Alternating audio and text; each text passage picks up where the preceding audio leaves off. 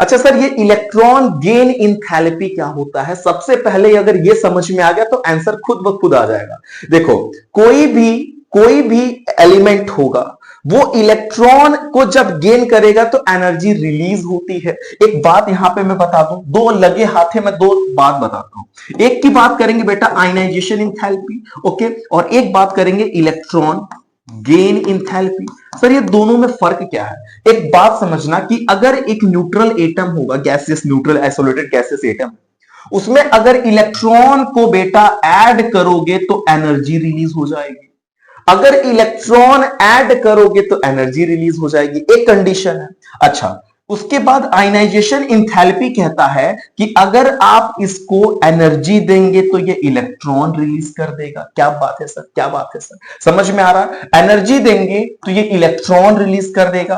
क्या बोला सर कि मिनिमम अमाउंट में एनर्जी का रिक्वायरमेंट होता है to lose most loosely bonded electron. समझ में आया? आइसोलेटेड गैसेस एटम से सॉरी, अगर देखो बहुत ज्यादा एनर्जी दोगे तो इलेक्ट्रॉन लॉस होना ही होना है। कम से कम एनर्जी देके तुम इलेक्ट्रॉन लॉस करा ले रहे हो बेटा, वो आयनाइजेशन इंथैल्पी है। समझ में आया? ठीक है। वैसे यहां पे आयनाइजेशन इंथैल्पी की बात हो नहीं रही थी, यहां पे इलेक्ट्रॉन गेन इंथैल्पी की बात हो रही है। तो यहां पे बेटा आपको इलेक्ट्रॉन ऐड करोगे तो एनर्जी रिलीज होगा।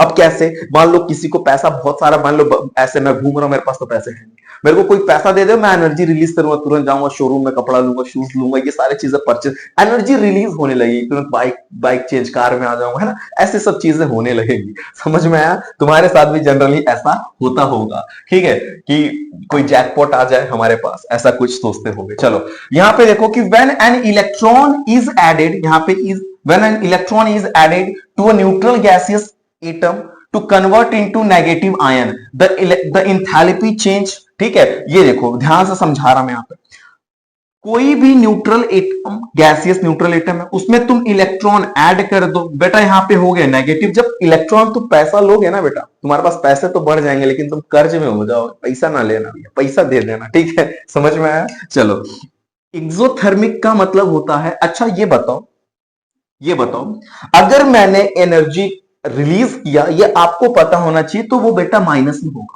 अगर एनर्जी रिलीज होगा तो वो माइनस में होगा, अगर एनर्जी एब्सॉर्ब होता है बेटा तो वो प्लस में होगा। दैट मीन्स हैलोजन जो होते हैं वो एनर्जी रिलीज करते हैं, क्योंकि उनके आउटर मोस्ट में 7 इलेक्ट्रॉन है, वो इलेक्ट्रॉन एक इजिली गेन करेंगे। और energy gain, sorry, electron gain हुआ तो एनर्जी रिलीज होनी है। तो एनर्जी रिलीज है तो एक्सोथर्मिक हो गया, दैट मींस नेगेटिव हैलोजेंस की बात कर रहे हैं। इंडोथर्मिक में एनर्जी एब्सॉर्ब होती है बेटा, तो यहां पे पॉजिटिव हो जाएगी, दैट मींस नोबल गैस हो जाएगा। बहुत सिंपल सी बात हम कर रहे हैं बेटा, नोट कर लेना इसके आंसर्स को। चलो वहीं पे हम लोग बात करते हैं